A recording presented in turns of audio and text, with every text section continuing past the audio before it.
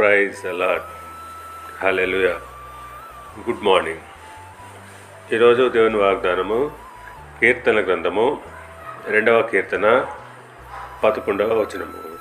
కుమారుని ముద్దు పెట్టుకొనుడి, లేని ఎడల ఆయన కోపించును. ఆమేన్. క్రీస్తునందు ప్రియులారా, ఇక్కడ కుమారుడు అంటే యేసుక్రీస్తు. యేసుక్రీస్తు కుమారుడుగా భూమిపై జన్మించెను. యెషయా గ్రంథము 9వ అధ్యాయము 6వ వచనం ప్రకారముగా, ఏలయనగా మనకు శిశువు పుట్టెను, మనకు కుమారుడు అనుగ్రహింపబడెను.